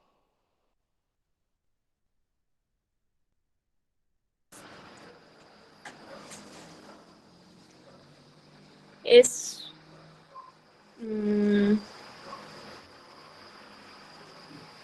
no sé cómo describirlo. Okay. ¿Alguien que tenga alguna idea de lo que es el socialismo, cómo está caracterizado, qué era? Yo, maestro. Bueno, creo que es como una forma de gobierno que se caracteriza por decir que todos van a tener lo mismo, ¿no? Como que no haya diferencia comúnmente en la economía en que unos tengan más y unos tengan menos. Y bueno, si me permite contar mi experiencia, yo tuve la oportunidad de conocer Cuba y Cuba es un país socialista y desafortunadamente está en unas condiciones que pues que se ve muy viejo, los carros son antiguos, así, con trabajos caminan, las personas, rara la vez que ves a una persona gordita, las personas son delgadas debido a la carencia de fruta, de comida, o qué más, el gobierno les da un apoyo así como de comida, pero no les permite realmente como progresar en nivel de educación porque hay muchas personas que son profesionales y están ahí tratando de ganarse la vida vendiendo cosas o de taxistas o cosas así porque el mismo gobierno no les permite progresar por esas ideas antiguas, por así decirlo, de que todos deben de ser como de un mismo nivel. Okay. Justamente yo, bueno, Cuba tú es de los pocos bastiones, porque también Cuba, una parte socialista, pero hay una parte capitalista brutal, porque no todos los cubanos viven igual, o sea, el gobierno no sufren igual que el pueblo, ¿no? Aunque todos seamos iguales, ¿no? Es decir, es disfrazado. Cuba es lo último que queda de la Guerra Fría. Sí, hay literalmente una raya amarilla donde de esa raya no pueden cruzar unos. Pero, o sea, sí, tú ves la raya ahí y es el límite para que ellos pasen. De ahí no pueden pasar. A los hoteles no pueden entrar si no son turistas o no son gobierno. Ah, pero eso sí, de gobierno ves las camionetas como aquí en México, ¿no? Bonitas, de modelos nuevos, pero está muy marcado, como dice usted, esa diferencia entre las personas comunes, por así decirlo, y entre los que tienen puesto o algo así. Exactamente, o sea, Cuba tiene lo mejor y lo peor en el mismo lugar, porque en el socialismo, primero, la idea de que todos seamos iguales suena interesante, ¿no? Es decir, no haya pobres, no haya ricos, sino todos iguales, en el discurso suena padre, suena interesante. ¿Por qué? Porque las cosas buenas que tiene Cuba es del nivel de salud de Cuba, el nivel de medicina, o sea, de los hospitales, esta parte es bastante alto, ¿no? O sea, la medicina cubana es muy buena. La parte de educación también, como dice Jocelyn, mucha gente tiene carrera, ¿no? Realmente hay un nivel cultural, aunque sea el taxista, como dice Jocelyn, es gente con carrera, con estudios, ¿no? Y saben, han estudiado y demás, ¿no? Directamente. porque también como todo es para todos, todos tenemos que subir educativamente. Y la bronca es en la parte de los servicios, de la alimentación, de la vivienda, de ahí unas partes brutalmente, ¿no? Porque como ellos no es lo mismo que yo vaya de cubano en el nacimiento ahí, a que vaya como extranjero a vivir ahí. Ahí sí, si hay una fila para los hot dogs de 5 cubanos y yo soy mexicano y soy el sexto, se quitan y me dejan pasar adelante, ¿no? Directamente. Porque se enaltece más el turismo, el extranjerismo, esta parte, ¿no? Y en el que todo es de todos, si llegaron el video de Galeano hay una parte, desde la ignorancia pura y triste, ¿no? Esta señora chilena que trabajaba 20 horas al día, sufría y demás, y como todo es de todos, en su idea de que yo no puedo tener propiedad privada porque el cubano no tiene propiedad privada, no tiene un carro como tal propio. Se tienen carros, pero todos iguales. Hagan de cuenta un Datsun 1960 y tantos, ¿no? O sea, no ves que yo me compre mi Ferrari, un Camaro, no. Todos el mismo, ¿no? Porque todos somos pueblo, al fin y al cabo, ¿no? Y lo que pensaba esta señora en su ignorancia, ¿no? Si me expropian las cosas y me las quitan, me van a quitar mi pobre ropita, ¿no? O sea, y la van a repartir entre todos. Y por eso la sepultaba en el patio, o sea, iba para allá. Pero en la idea era lo que pensaban del socialismo, ¿no? Con la idea del capitalismo. Todo es de todos y tu ropita es para todos, ¿no? Es decir, y esta señora que era pobre, miserable y trabajaba 20 horas al día. O sea, estas ideas del discurso que es brutalmente triste, ¿no? Bajo esta parte, ¿no? Y en general, bueno, bajo este parámetro, la otra película además también tiene algunas características, porque es una crítica, una revelación de la Divina Comedia de Dante, ¿no? De los infiernos, del purgatorio, del paraíso, de lo que hace Robin Williams para encontrar a su esposa como tal, ¿no? Formalmente. Bere. Sí, dígame. Impresiones que te dejó la película de Más allá de los sueños de Robin Williams con respecto a lo que es la estética, la belleza, a las sensaciones que te genera, si la habías visto antes y demás. No la había visto, solo ellas me habían comentado que la habían visto y que estaba pues, bonita en cuanto a los sentimientos que generaba. Y pues sí, porque yo me di cuenta que es cierto a veces lo que dicen de que por medio de los sueños te conectas con personas que pues quizá ya murieron, porque me ha pasado que a veces cuando, no sé, sueñas con, no sé, nuestros abuelitos que en algún momento pues fallecieron, te sientes como si estuvieras en el momento con ellos y te conectas. Y aparte, pues también hay a veces preguntas que yo me hago así como de, ajá, ¿y qué pasa después de que alguien muere?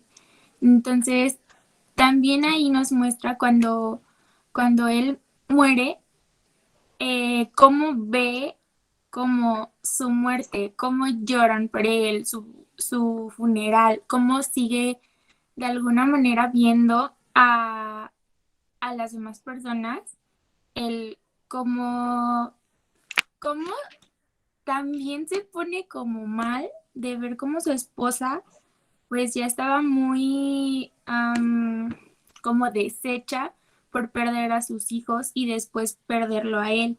Y pues fue en ese momento en que ella ya no aguantó. O sea, él trató de ayudarla, pero pues ya no podía porque se suicidó ella y pues sí genera como tanto tristeza como pues son sentimientos como encontrados porque dices, en algún momento puedo llegar a ¿cómo se dice? Como cuando dicen que en otras vidas nos vamos a encontrar con las personas que ya murieron, pero pues también te da tristeza saber que pues tiene que ser así. Entonces, pues eso es lo que yo vi y percibí. Ok, gracias, Bere. Justamente en esta parte de la estética, precisamente, ¿no? Te genera esta ambivalencia, tristeza, alegría, porque al fin y al cabo también hasta las imágenes de la película son esto, ¿no? Algunas imágenes muy frías, muy sombrías, muy lúgubres, a otras llenas de color, de flores, de ilusión, de encuentro, o sea, te hace los contrastes brutalmente la historia, ¿no? Y, por ejemplo, aquellos que han visto a Robin Williams actuar en otras películas de comedia de Jumanji y de otras, sea, aquí completamente no parece el mismo actor directamente, ¿no? No parece el actor de chistes, de comedia, de stand-up, porque precisamente ese es un actor el que se mete en el papel y te transmite directamente, ¿no? Es decir, ahí no hay chiste, no hay broma, ¿no? Es sentimiento, es tragedia, es intensidad, es motivación y es sueños por los hijos. O sea, su hijo que se lo encuentra como el otro actor, como Cuba Gooding Jr., el negrito y demás allá, sí, ¿no? Y empieza a encontrar detalles, elementos, características que precisamente, ¿no? Es decir, te trasladan a otra parte y precisamente la película, más allá de los sueños, o sea, más allá de lo que podemos plantear, busca reencontrarse con su esposa, perdonarlo al suicidio, o sea, más allá de cualquier cosa, dice yo te amo, ¿no? Directamente, y es lo que me importa y por esto estoy aquí, es decir, esta parte que ya les había hablado de lo que era el amor, más allá de la muerte misma y precisamente trasciende más allá de esto, ¿no? Directamente. Y esto va manejándote esta parte, ¿no? De la parte idealística, estética, que estamos narrando formalmente en el ámbito de la cultura griega, ¿no? Que hablamos la semana pasada, justamente de las tragedias griegas, de que somos un juguete en las manos de los dioses, directamente, que es una máxima de la estética griega, que nos va a narrar esto, ¿no? Es decir, puedes hacer lo que tú quieras, pero al fin y al cabo el que decide es el de arriba, o el dios fulano sotano, ¿no? Directamente. Y era parte de la creencia, de la estética del momento, de esa sensación de la felicidad, la alegría, la tristeza que estamos hablando, ¿no? Y que justificamos la parte de la primavera, el mito de Perséfone, esta visión de cómo los griegos entendían el universo y el mundo como tal, ¿no? Porque precisamente en esta parte de los sueños tendrá muchísimo que ver situaciones que tienen que ver con esto, ¿no? Sí, bueno, ya nos queda poco tiempo, pero bueno, para ejemplificar esta parte, ¿no? Y más para ir finiquitando, estoy... Ok. Ahora tiene que ver con los siguientes periodos, que precisamente dentro de la música, la parte musical, es una forma de manifestación que muchos... había un poeta hindú, Rabindranath Tagore, que en el premio Nobel tenía algunas frases importantes, ¿no? Él manejaba mucho que cuando un hombre trabaja, Dios lo respeta, pero cuando un hombre canta, Dios lo ama. O sea, directamente, ¿no? Bajo este parámetro de la musicalidad, de la parte sonora, lo que nos genere algo, ¿no? Directamente. Y bueno, alusión a esto. Es una pequeña canción, yo creo que varios ya la conocen, no sé cuál. Nada más escúchenla, por favor, y para comentar.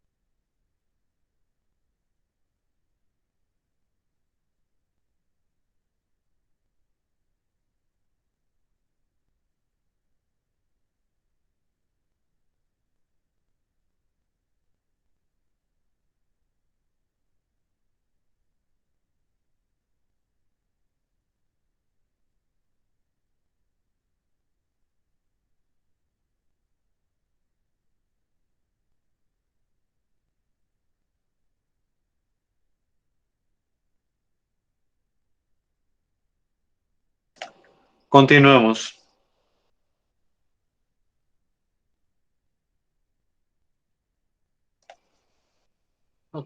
Bueno. La canción que van a escuchar en general, ¿no? Bueno, se entra en varias situaciones. Y principalmente es de una época del romanticismo, la obra clásica y demás. Pregunta, ¿a qué película representa esto o a qué libro, como tal que es un libro? ¿De dónde está sacada esta canción?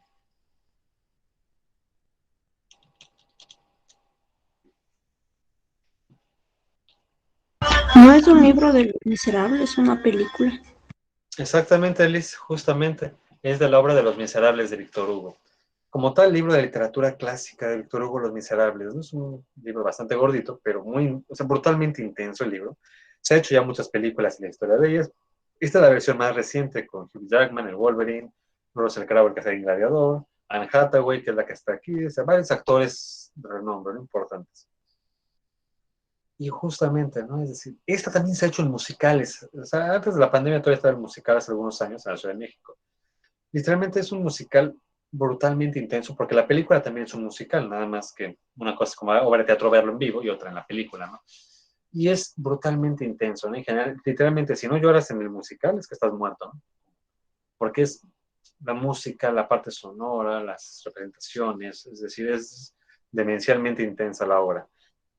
Y cuando lees el libro también, ¿no? O sea, literal es un libro muy bueno, o sea, es una joya de literatura, pero sí, sí, literalmente es de las cosas que te duele al oírlo, al verlo, al leerlo, al estar ahí, ¿no? Como, ¿por qué? Porque precisamente en esta parte, este tema tiene flashazos de escenas de la película, ¿no? De esta situación. Y bueno, para aterrizar un poquito ahí. Sarón. Sí, profe. Impresiones del audio, señorita.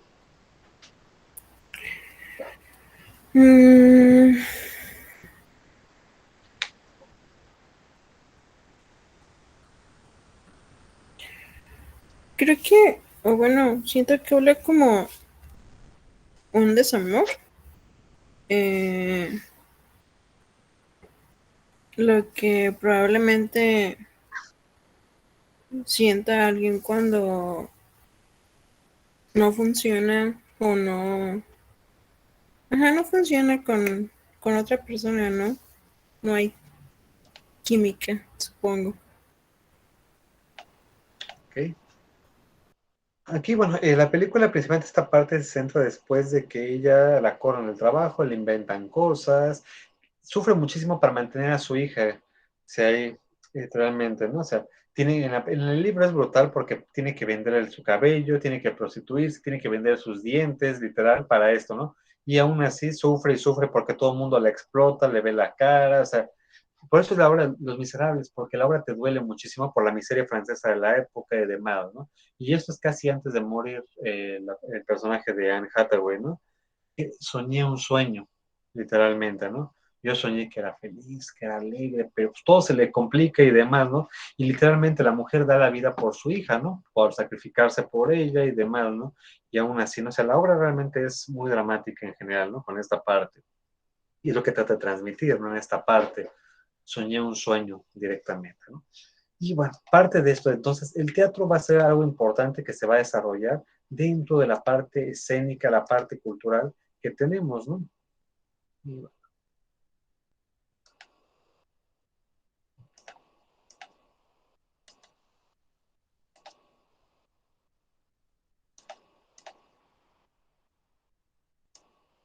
para que se alcance a seguir algo un poco más grande. La parte de la cultura griega en general, ¿no? Que tenemos aquí representado. Esto es un clásico teatro griego, es decir, así como tal estaban montados o edificados los teatros, al borde de una montaña, de un risco, escarpado ahí, escarbabas para estructurar esta parte, ¿no? En general. Y bueno, encontramos algunas partes, ¿no? El escenario y demás. Aquí lo importante o algo sobresaliente que vemos en esta parte. Jimena.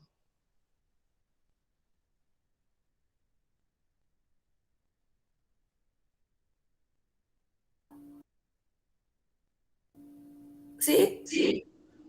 Jime, los artistas o los actores griegos, ¿cómo se representaban físicamente? ¿Qué traían encima? De la película.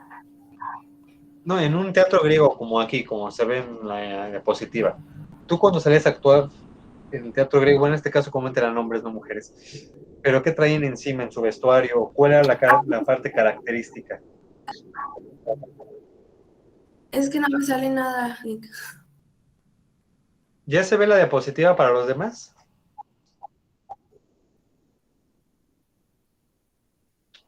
Sí, ya se ve.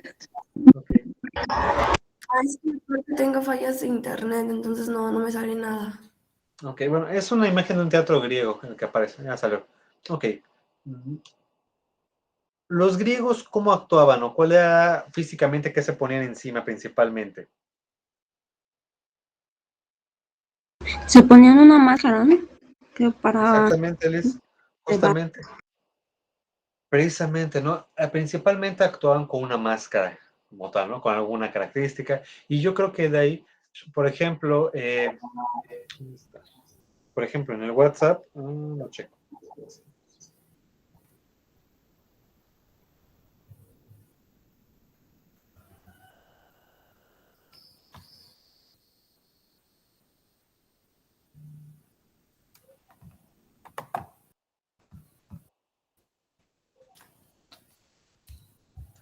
Ahorita al WhatsApp acabo de enviar la imagen justamente que aparece en las imágenes de WhatsApp de lo que es la clásica representación del teatro griego, ¿no?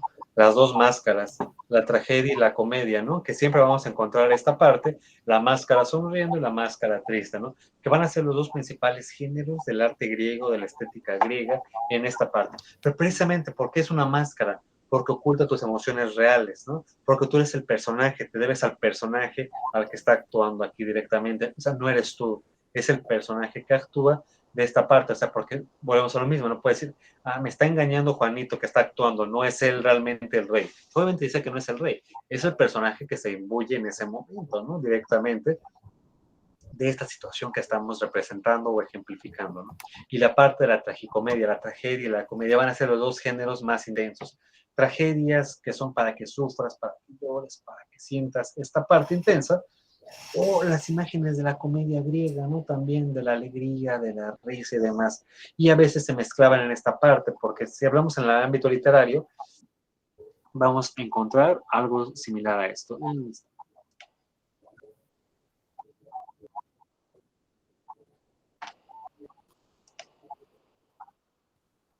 Damaris.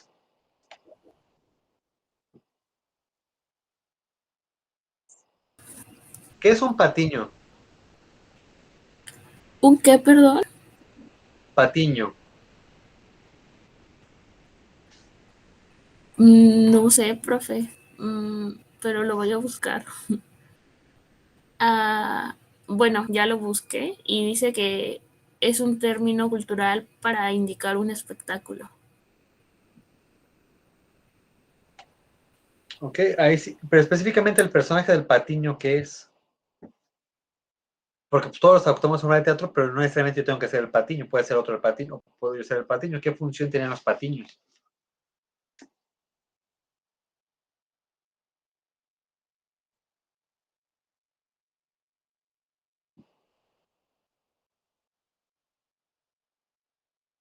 Ejemplo, si alguien alguna vez ha visto Los Simpson, aparecían dos personajes que aparecían con el nombre de Patiño, Bob Patiño y Mel Patiño en distintas épocas, ¿no? Pero en el show, ¿cuál era la función de estos dos cuates en el teatro? Bueno, en el programa con el payaso.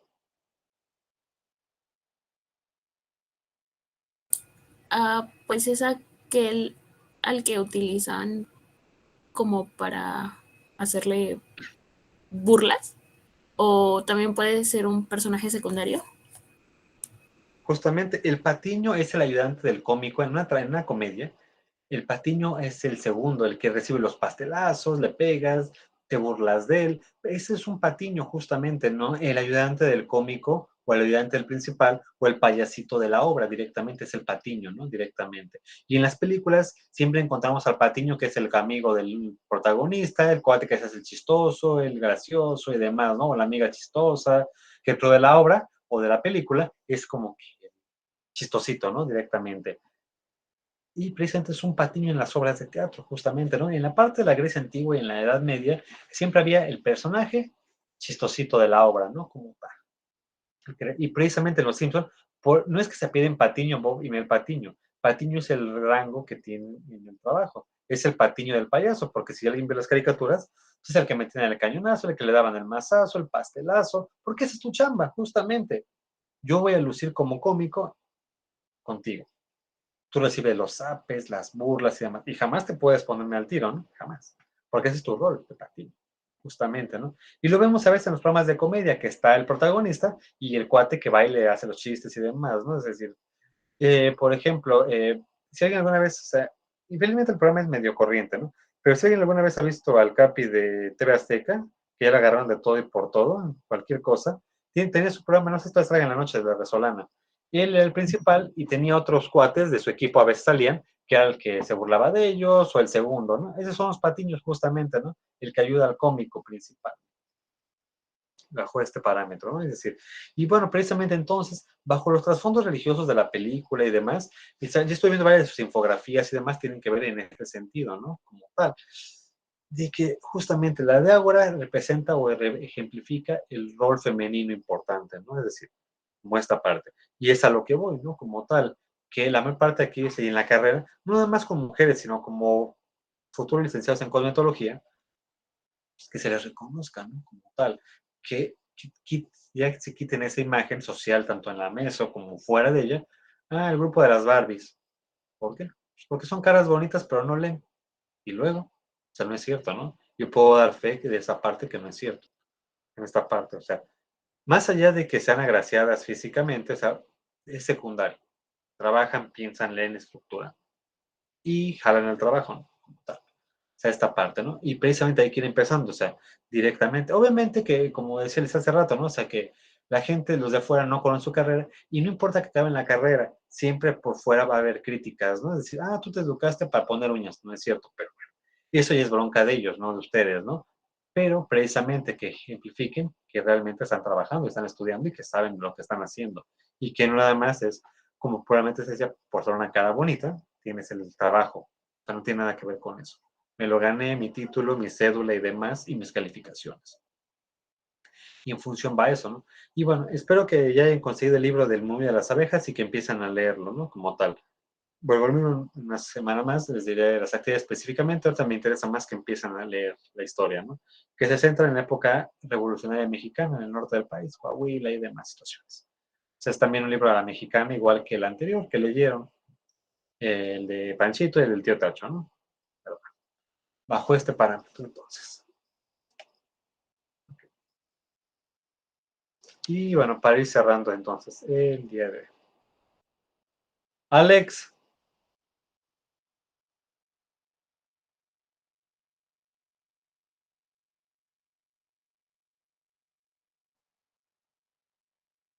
Señorita Alejandra Castañeda.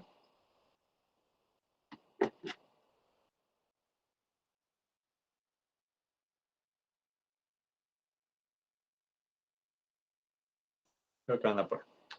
Majo.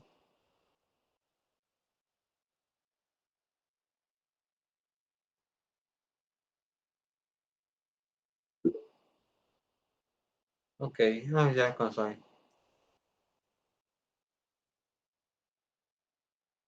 Ok, problemas con el micro de las dos. Bueno, para ir cerrando entonces. Porque sí, bueno, para que hablar un poco. Marian. Dígame. Conclusiones del día, señorita. ¿Cómo nos vamos? ¿Cuánto de los daños? Deje recapitulo en mi cabezota. Pues bueno. Hablamos de las películas, tanto Ágora como la del Más allá de los sueños, y hablamos de la de Ágora que la mujer no le permitían tener un estudio. Hablamos de la de Más allá del sol. ¿Sí se llama? No, Más allá de los sueños. ¿Cuál sol? Ujú. La otra me sonó más a canción de banda, no sé por qué. Sí. Perdónenme. La de... ¿qué decía? Que la película tiene como... que meten uno lo que es el cielo y el infierno. No sé qué más. Ya no me acuerdo. Y estábamos hablando... hablamos de lo que era el falocentrismo. Y lo que usted decía, que recalcó mucho lo de que la mujer es un ser de cabellos largos, pero de ideas cortas. Y que... eso. Ok, Marian, gracias. Nada más pequeño detalle. Yo era el que recalcaba esa parte, porque yo no la creo, la de la mujer de cabellos largos, si no me van a crucificar después todos ustedes. Era parte de los griegos, porque ahí sí me sonó. Y usted dijo y usted lo recalcó, no es cierto. O sea, eso lo decían en el mundo griego, ¿no? Al contrario, yo estoy en contra de esa idea directamente, ¿no? Pero bueno, justamente no menciona Mariana esta parte, es decir, la parte de, o sea, aquí hay mucho que entender, que infelizmente mucho de la cultura ha sido machista, misógina y demás cultural en el ámbito religioso, político, cultural, educativo, y qué bueno que se rompió, ¿no? Porque si no fuera así, esta carrera no tendría sentido muchas veces, ¿no? Porque, o sea, el 95% de mi grupo son mujeres. O sea, sí se puede una carrera, o sea, sería muy complicado que una carrera se estuviera aperturada más con los dos caballeros del salón, ¿no? O sea, bajo qué parámetro, ¿no? Pero si estuviéramos en la parte del Medio Oriente, sí sería así directamente, ¿no? Estas carreras no tendrían razón de ser porque la mujer no puede estudiar. O sea, punto, no tiene esta parte, ¿no? Directamente derecho a la educación. Pues bueno, terminamos entonces el día de hoy y nos vemos la próxima semana. Que tengan una excelente tarde todos y espero que ya empiecen a leer su libro para empezar a hacer avances con respecto a la actividad. Que tengan una excelente tarde todos. Nos vemos, se portan bonito. Buenas tardes. Gracias. Bye.